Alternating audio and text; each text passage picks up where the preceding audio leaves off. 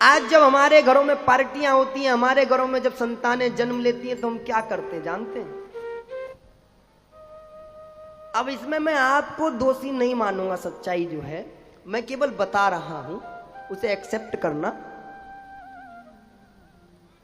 यदि समय से सभी लोगों ने इसमें प्रयास किया होता तो आज ये स्थिति हमारे सामने नहीं होती। लेकिन आज जब हमारे घरों में अपने बच्चों के जन्म दिवस मनाए जाते हैं या उनके उपलक्ष्य में पार्टी की जाती है, मैं कथा आपकी लैंग्वेज में बोल रहा हूं जैसे आप हो, और तभी क्योंकि समझाऊंगा तो आपको ही ना। मानो कथा में बढ़िया संस्कृत की लैंग्वेज में बोलने लग जाओ, सिर के ऊपर से जाएगी, सारे जाको बाहर का वो बोले महाराज की समझ में कुछ आती नहीं। तो जैसे तुम हो वैसे ही समझाना पड़ेगा ना। कोई पढ़ा लिखा आदमी होगा तो उसे उसी हिसाब से समझाया जाएगा, कोई ज्यादा पढ़ा लिखा होगा तो उसे उसी लेवल से समझाया जाएगा। तो तुम्हारा जो लेवल है यही लेवल है ना, तो उसी से समझो। तो तुम्हारे घरों में जो पार्टियां होती हैं उसमें आप सब लोग बच्चों के जन्मदिन पर आजकल क्या करते हैं जरा बताओ? एक बढ़िया सा डीजे लगेगा साहब, रात को जो घर में टुई टुई करने वाला होगा वो पिएगा, नाचेगा, कूदेगा, है? अब फिर सो जाएंगे कि साहब हमारे बच्चे की पार्टी थी, आज हमारे बच्चे का जन्मदिन है, और थोड़ा सा तो साल भर में एक बार एंजॉय बनता है ना, ऐसा कुछ है। और छत्तीसगढ़ की भूमि तो फिर भी ठीक है, दिल्ली जाओ ना, इन नाच पीटों ने तो नाच ही कर रखा। उससे आगे महाराष्ट्र चले जाओ तो भगवान भरोसे, और हर जगह की स्थिति हो गई है। देखिए बच्चों का जो जन्म और जन्मदिन होता है ना, वो यदि हिंदू संस्कृति से आप मनाएंगे तो आपको उसके बहुत सारे बेनिफिट होने वाले हैं, बहुत सारे लाभ होने वाले हैं। आप खूब नाचिए, गाइए, कुछ भी कीजिए, लेकिन जो वास्तविक परंपराएं हैं हमारे यहाँ, जो 16 प्रकार के संस्कार हैं, हमारे यहाँ 16 संस्कार बताए गए हैं। जन्म से लेकर के मृत्यु तक हमारे सनातन संस्कृति में 16 संस्कार हैं। हम कहते हैं आपको जो करना है करो, लेकिन कम से कम एक परंपरा, जिस भी बच्चे का जन्मदिन हो उसमें आप सब परिवार वालों को उसके साथ में जोड़नी है। बस हम ये नहीं कर रहे कि जो तुम करते वो तो हमें पता है तुम नहीं सुधरोगे, हम जानते हैं इस बात को, बहुत अच्छी वाकिफ हैं आप आपसे, तो इसीलिए आपको धीरे धीरे लेकर के आएंगे अपने वाले रास्ते पर। तुमको एक काम करना है बस, जब आपके बच्चे का जन्मदिन हो,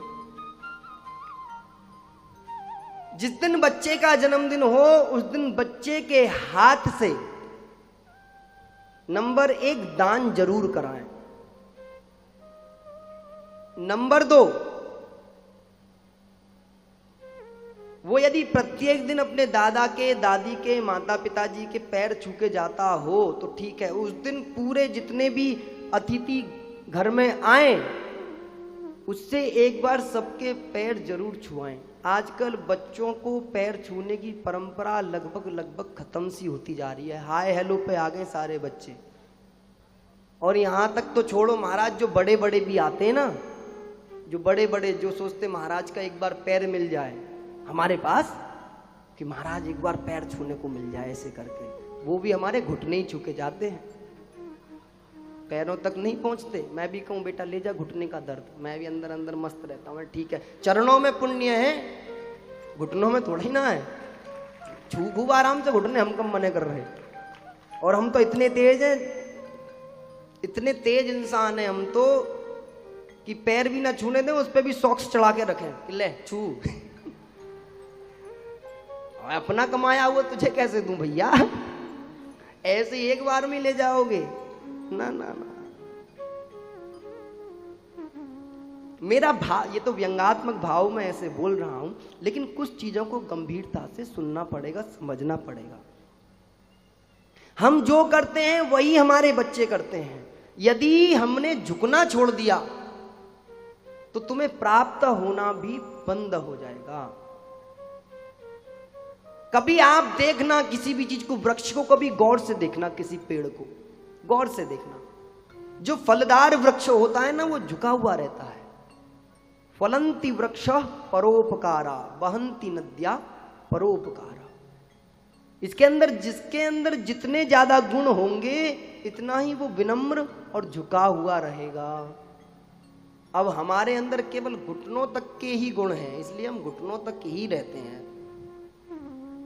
जिनकी कमर में दर्द हो उनके लिए अलग सब्जेक्ट हो गया, उन्हें झुकना ही नहीं चाहिए। लेकिन जिनको भगवान ने ठीक करा है उन्हें निश्चित ही अपने से बड़ों के चरण को स्पर्श करना चाहिए। और अपने बच्चे को ध्यान रखना, कम से कम 16 वर्ष तक झुकना जरूर सिखाना, जरूर सिखाना। यदि तुमने 16 वर्ष तक झुकना सिखा लिया ना, तो वो बालक तुम्हारे लिए जिंदगी भर समाज के सामने तुम्हारा सर झुकने नहीं देगा साहब। वो इतना शक्तिशाली और इतना प्रभावशाली बन जाएगा।